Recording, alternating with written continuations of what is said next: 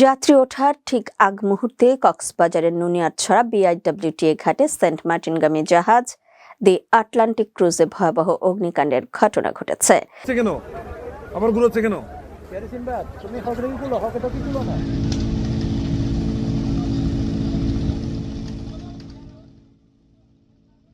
এ ঘটনায় জাহাজের এক কর্মচারী নিহত হয়েছেন।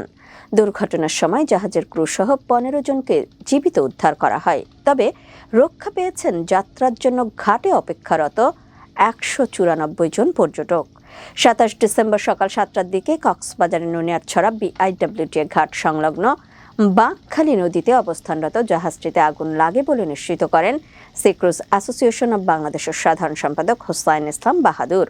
কক্সবাজার ফায়ার সার্ভিসের উপসহকারী পরিচালক সৈয়দ মোহাম্মদ মোর্শেদ হোসেন বলেন, নিহত কর্মচারীর নাম নূর কামাল। তিনি টেকনাফের বাসিন্দা ও জাহাজটির কর্মচারী ছিলেন। অগ্নিকাণ্ডের খবর পেয়ে দ্রুত ঘটনাস্থলে পৌঁছায় ফায়ার সার্ভিসের 2টি ইউনিট, তবে দীর্ঘ সময় চেষ্টার পরও আগুন পুরোপুরি নিয়ন্ত্রণে আসেনি।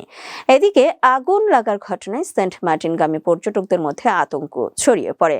জাহাজটিতে প্রায় 200 জন যাত্রী ওঠার কথা থাকলেও তাদের মধ্যে 120 জনকে 3টি বিকল্প জাহাজে তুলে দেওয়া হয়েছে। বাকি যাত্রীরা আগামীকাল রোববার সেন্ট মার্টিন যেতে পারবেন বলে জানানো হয়েছে। তবে অগ্নিকাণ্ডের কারণে 2টি জাহাজ ছাড়তে দেরি হওয়ায় যাত্রীরা ক্ষোভ প্রকাশ করেন। সকাল 9টার দিকে ঘটনাস্থল পরিদর্শনে গিয়ে কক্সবাজারের জেলা প্রশাসক মোহাম্মদ আব্দুল মান্নান বলেন, জাহাজে আগুন লাগার কারণ অনুসন্ধানে 5 সদস্যের তদন্ত কমিটি গঠন করা হয়েছে। জেলা প্রশাসনের নির্বাহী ম্যাজিস্ট্রেট ও সদর উপজেলা নির্বাহী কর্মকর্তা তানজিলা তাসলিম বলেন, যান্ত্রিক ত্রুটির কারণ কিংবা অন্য কোনো কারণে আগুন লেগেছে কিনা তা খতিয়ে দেখা হচ্ছে।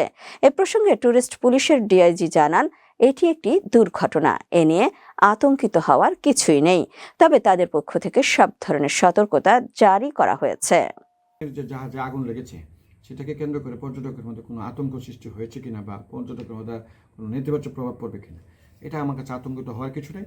কারণ জাহাজটি নোঙর করা ছিল, সেখানে সে তার টেকনোলজিক্যাল কারণে বা অন্য কোনো কারণে আগুন ধরতে পারে, এটা অনাকাঙ্ক্ষিত ঘটনা।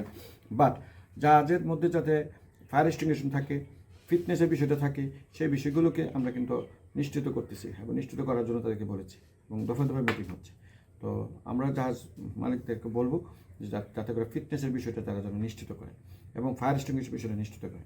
তো আমাদের পর্যটকদের আতঙ্কিত হওয়ার কিছু নেই।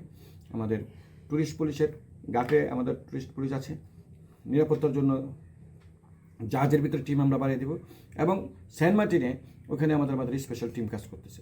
গত 1 ডিসেম্বর থেকে সেন্ট মার্টিন কক্সবাজার রুটে জাহাজ চলাচল শুরু হয়। 12টি নির্দেশনা মেনে প্রতিদিন সর্বোচ্চ 2000 পর্যটক পরিবহনের জন্য 6টি জাহাজ কর্তৃপক্ষের অনুমতি পেয়েছে।